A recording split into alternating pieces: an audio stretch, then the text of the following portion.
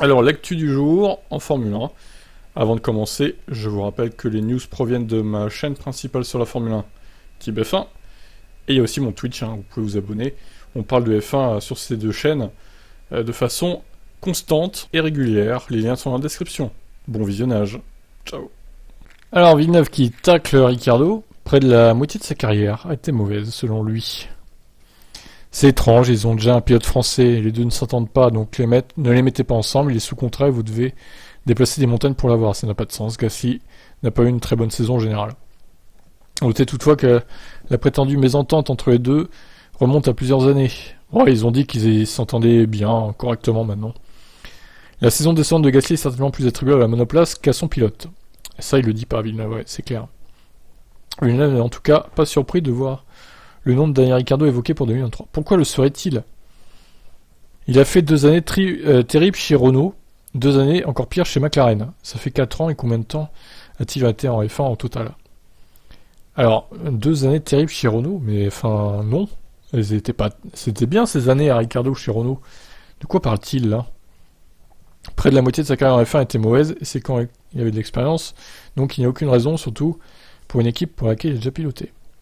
Il semble que les voitures modernes ne conviennent pas à son style de conduite parce qu'il était vraiment impressionnant chez Red Bull. Il a fait des dépassements incroyables, il était devant Verstappen, mais Max était nouveau en F1. Et à la fin de la saison, Max commençait à prendre le dessus sur lui. Et c'est là que ça a changé. Quelque chose s'est produit dans le changement qui n'a tout simplement pas fonctionné pour lui. Il s'en est pas remis. Oh, la psychologie à 2 balles de Villeneuve, là. Qui croit comprendre Ricciardo, quoi. Alors que lui-même, Ricciardo, ne comprend pas ce qui lui arrive. Néanmoins, de belles heures de la carrière de Ricciardo se sont écrites avec des F1 du règlement précédent. Ses saisons chez Renault étaient correctes. Oui, merci de le préciser, Next-Gen, parce que là, il faudra qu'il arrête de dire des conneries, Villeneuve aussi. C'est surtout l'expérience McLaren qui a tourné au fiasco. Selon Villeneuve, un choix en particulier serait intéressant pour Alpine et pallier l'absence de Piastri. Pourquoi ne pas tenter le coup avec Douane? Au lieu de passer une année à le préparer comme ils l'ont fait avec Piastri, il suffit de le mettre dans le grand bain et voir ce qui se passe. Douane vient avec un bon bagage, comme Sainz, qui a vraiment le bon état d'esprit pour être au plus haut niveau et survivre sous la pression. Ouais, ça reste à voir. Douane, il me paraît pas non plus être un talent fou, donc je sais pas, à voir. Peut-être sera-t-il une révélation en F1. Mais bon, ouais, je suis pas trop d'accord avec ce qu'il a dit, Villeneuve, encore. Ricciardo, il a fait de bonnes saisons chez Renault. C'est vraiment que chez McLaren qu'il a commencé à perdre pied, quoi. Qu'est-ce que vous en pensez, vous? Êtes-vous d'accord avec lui ou pas? La Race of Champions, donc, qui dévoile des noms, déjà. Il y aura Vettel. La prochaine édition se disputera les 28 et 29 janvier 2023. Il y aura donc Vettel, nouveau retraité de la Formule 1 du coup, et Mika Hakkinen notamment. Parmi les autres pilotes déjà annoncés, on citera le multiple champion du monde de rallycross Johan Kristoffersson, qui évoluera sur ces terres suédoises, mais aussi la championne de WCS Jamie Chadwick, ou encore Peter et Oliver Solberg, champion de rallye, père et fils. La Nation Cup se disputera le samedi 28 et opposera des équipes de 2 pilotes par nation, celui de la Race of Champions où les pilotes s'affronteront de manière individuelle. Je peux pas imaginer qu'un meilleur endroit pour ma première course après ma retraite de F1. Que la ROC explique Vettel. Ce sera ma 11e participation et je reviens toujours parce que c'est un élément spécial. Tellement amusant. Je n'ai pas beaucoup d'expérience sur la course sur la neige et la glace. Alors la courbe d'apprentissage a été très raide en Suède, plus tôt dans l'année. J'ai eu une très bonne et agréable surprise en atteignant la finale individuelle contre Loeb. Maintenant j'ai hâte de revenir et de donner une chance à la course sur glace de style ROC et j'espère aider l'équipe d'Allemagne à remporter un autre titre de la Coupe des Nations. À voir s'il fera équipe avec Mick Schumacher, peut-être. On en parlera sur Team Motorsport, évidemment, de ROC, quand ça aura lieu. Allez, ciao. Allez-y, Admire Binotto, qui protège toujours ses hommes, selon lui. Ah, quand il s'agit de parler de Ferrari, Jeannot, il en dit toujours du bien. Pas très objectif, je dirais. Honnêtement, je croyais que Leclerc pouvait gagner à Monza après cette qualif folle. Ça n'a pas été le cas, mais j'ai quelques pensées aimables que je voudrais transmettre à Mattia Binotto. J'admire son équité, car comme un vrai leader, il protège toujours ses hommes. C'est la bonne attitude à avoir. Par exemple, personne ne connaît le nom du designer qui a choisi la mauvaise voie pour la W13 chez Mercedes. Tout comme ceux qui font une erreur sous pression pour donner une course chez Ferrari doivent être protégés. En tant que fan de l'équipe, je suis également convaincu que Binotto peut chercher des renforts pour l'avenir. En termes de stratégie, une approche plus agressive pourrait être utile, et également en termes de compréhension plus rapide des réglages, ce que Red Bull semble faire un peu mieux. De notre côté, je suis convaincu que les problèmes de fiabilité de cette année seront résolus et que Ferrari pourra courir avec une unité de puissance solide. Il y a beaucoup de choses à améliorer. Il manque seulement quelques ajustements. Ouais, je pense qu'il manque plus que des ajustements, perso, mais bon. On verra ce que ça donne d'ici la fin de saison, peut-être qu'ils vont s'améliorer. Allez, ciao ciao. Russell, la plus grande surprise était le rythme des Ferrari. Mercedes ne pouvait pas espérer les battre à Monza. Ouais, il est certain que monter sur le podium est un sentiment vraiment spécial. Je dirais qu'une partie de la liste des choses à faire pour un pilote est de se tenir sur la première marche à Monza. Ce serait vraiment spécial. J'ai eu la chair de poule là-haut, mais la course était plutôt calme. C'était pas notre meilleure course de la saison. La voiture n'était pas trop en forme. Nous avons perdu pas mal de performances depuis les L1 de vendredi et nous ne savons pas vraiment pourquoi. Je pense que la plus grande surprise pour nous était le rythme des Ferrari. On s'attendait à ce que Max et Red Bull soient compétitifs, exactement comme il était ce week-end et comme il était à Spa. Mais Ferrari nous a pris par surprise, c'est pourquoi nous ne pouvions pas vraiment nous battre pour cette deuxième place. Il a souffert particulièrement avec les pneus durs, même si la W13 peinait avec tous les composés. Il se félicite toutefois d'avoir atteint le podium, malgré des performances en deçà des espérances. Je pense que c'était difficile avec les pneus, avec tous les pneus, mais avec le recul, les softs étaient notre relais le plus compétitif. Nous étions à portée de main de la Red Bull et de la Ferrari au début, après les 20 premiers tours. Quand j'ai mis les durs, j'ai essayé de quelque chose de différent. Mais ce n'était pas compétitif et ce n'était pas amusant à piloter. J'ai juste voulu ramener la voiture à l'arrivée parce que c'était très tendu, ce qui induisait beaucoup d'erreurs. Ce n'est pas très amusant quand vous pouvez pas vraiment vous appuyer sur les pneus et pousser la voiture. Ce n'est pas très amusant quand vous ne pouvez pas vraiment vous appuyer sur les pneus et pousser la voiture, mais comme je l'ai dit à la radio lors de mon tour d'honneur, c'était une de ces courses où nous signons des podiums alors que la voiture n'est pas dans le rythme. On doit prendre ce qui est positif. Rendez-vous à Singapour. Peut-être que la W13 se comportera mieux. À voir, je vous laisse commenter. Ciao. Bon, ça y est, Alex Albon est sorti de l'hôpital, enfin. Il revient de loin, il a été en soins intensifs quand même. Complications respiratoires. Donc il est ressorti de l'hôpital pour son domicile à Monaco, il poursuivra son rétablissement là-bas. Si l'équipe de Gros affirme que Albon est en forme et toujours attendu à Singapour dans un peu plus d'une semaine. Alors, c'est dans un peu plus de 2 semaines, hein, les gars, quand même. Il faudrait peut-être voir le calendrier, hein, quand même. Le caractère exigeant de ce circuit en vide laisse planer le doute sur l'aptitude d'Albon d'être suffisamment en forme pour les prochaines manches du championnat. Il pourrait alors être à nouveau remplacé par Nick De Vries.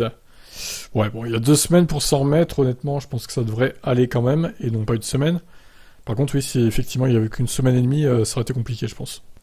Mais là, ça devrait le faire a priori. Après, si on n'est pas contre voir De Vries encore au volant de la Williams, hein, vu qu'il nous a régalé à Monza, pourquoi pas le voir à Singapour aussi, mais bon. Faut qu'Albon il reprenne son volant aussi. Donc voilà. Tout va bien pour Albon. Il revient de loin quand même, le pilote Williams. Je vous laisse commenter, ciao.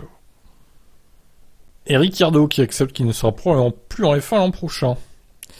Bon, je crois qu'il est un peu résigné, notre ami Daniel, hein, avec son casque, avec son visage dessus, là, c'était très, très troublant. J'ai certainement accepté que je ne devrais pas être sur la grille l'année prochaine, ça me va. J'ai accepté que je ne vais pas tout faire, ou mon équipe de management ne va pas tout faire juste pour me mettre sur la grille. Donc en gros, il va pas aller dans une écurie de merde, juste pour être en F1, quoi. Si c'est pas bon, si ça n'a pas de sens, ça me va pas. Si je suis sur la grille, je veux un endroit que je peux apprécier, où je me sens désiré, et où je sens que je peux m'épanouir. Donc je ne veux pas simplement sauter dans une voiture pour le plaisir, ou faire le mercenaire. Je vais essayer de comprendre ce qui est le mieux pour moi, pour l'année prochaine, pas d'une manière trop confiante ou arrogante. Je peux pas être trop fier de ma saison. J'ai pas abandonné l'espoir d'être dans une F1 l'année prochaine, mais ça semble difficile aujourd'hui. Ouais, alors, de toute façon, même s'il prenait des sabbatiques, je pense que c'est terminé pour lui. Hein. Qui voudra de lui en 2024 ? Alors même si des contrats se terminent en 2024, est-ce qu'il y aura de la place pour Ricciardo ? Moi j'en doute, hein, honnêtement.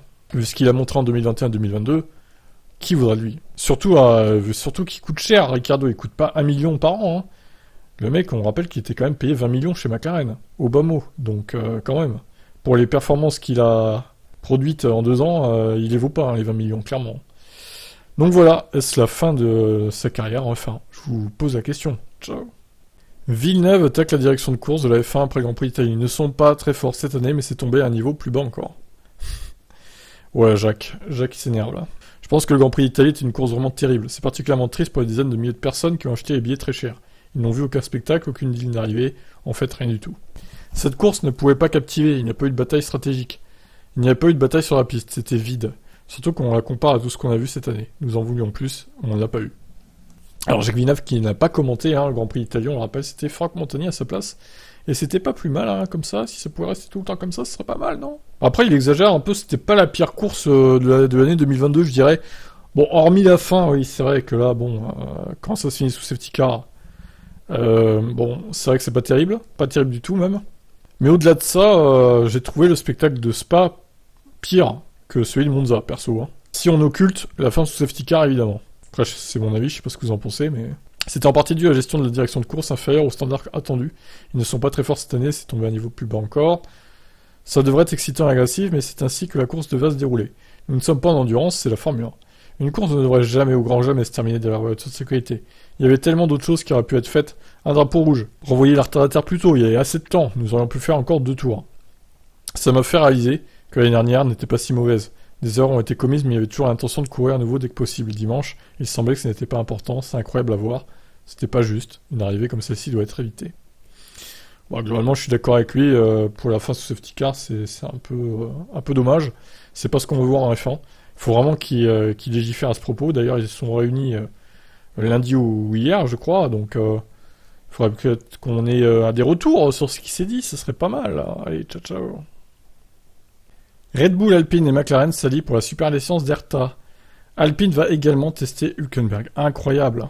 Étonnamment, toutes les parties équipes impliquées ont trouvé un accord. Nous n'avons pas encore de réponse. Plusieurs tests vont être mis en place. Ce sera une réponse à la fin du mois ou plus tard. On garde espoir. Donc ERTA, il a que 32 points sur 40, ce qui n'est pas suffisant. Si c'est pas Colton Herta, alors je pense que Pierre Gasly restera et rien ne changera selon France Toast. Les équipes rivales ont déjà rejeté l'idée d'un vote unanime pour une exemption de super licence. Donc ils espèrent qu'une série de tests en F1 pour Herta convaincra la FIA qu'il en a fait assez pour prouver qu'il est assez bon en F1. Un premier test au Hungaroring aura lieu avec une Alpine, avec Colton Herta, Nick De Vries, Jack Doohan en action. Mais il y aura aussi Hülkenberg. Certaines sources affirment que Mick Schumacher pourrait être là, mais ça supposerait un accord de Ferrari en cours de saison, et donc une rupture déjà actée en vue de 2023. En parallèle, Herta devrait également prendre le volant d'une McLaren dans les prochains jours à Barcelone. Il pourrait également y avoir quelques essais libres le vendredi avec McLaren pour Herta. Bon bah dis donc, il va y avoir du monde qui va défiler chez Alpine pour tester la voiture 2021. On n'est pas prêt de savoir qui va piloter l'année prochaine chez Alpine, j'ai l'impression. Ça va mettre du temps. Allez, ciao. Vous savez, la pire chose que je déteste, c'est faire des vidéos pour rien, quand il n'y a pas de son. Ça me saoule. Faut les refaire à chaque fois. C'est insupportable. Putain de micro, je le hais. Alors, Lewis, il aime bien se battre en peloton. Il préfère se battre en peloton que partir premier et dominer, quoi. C'est 1000 fois plus agréable de se battre avec des gens. Quand j'ai commencé, mon premier kart était comme un vieux kart, il était tout plié, nous devions toujours commencer à l'arrière avec de vieux pneus. Et c'est ce que j'ai toujours aimé faire, vivre ces batailles est beaucoup plus amusant que de partir en premier et de s'échapper. C'est un défi différent, mais je préfère de loin les batailles avec les autres. Quand vous gagnez, c'est quelque chose de complètement différent et vous êtes fier de tout le monde. J'aime l'idée de progresser, et à Monza, j'ai eu l'impression d'avoir gravé une échelle. Le progrès est une bonne chose. J'ai vu des morceaux qui volaient, des voitures des autres, qui ont frappé la mienne. Je pense que ça a endommagé le volet avant, au-dessus du pneu. Ces choses, je ne sais même pas à quoi elles servent, mais ça a batté, c'est endommagé. Ça vous empêche de voir, c'est tout. Oui, alors il parle des ailettes au-dessus de la roue, oui, effectivement, qui sont pas très utiles. Bon, après, il parle de la relance de course. Avec les pneus qu'il a pas changé, moi je pense qu'au final, il n'aurait pas pu rivaliser avec Sainz s'il serait fait bouffer par Perez. Donc valait mieux pas que ça relance la course, mais bon, au final, on aurait quand même préféré avoir une bataille à la fin, plus qu'avoir une fin sous safety car. Mais bon, pour une fois qu'ils ont respecté le règlement, la FIA, c'est sûr. Maintenant, on veut de la constance. Donc voilà, vous en pensez quoi de la déclaration d'Hamilton? Ciao.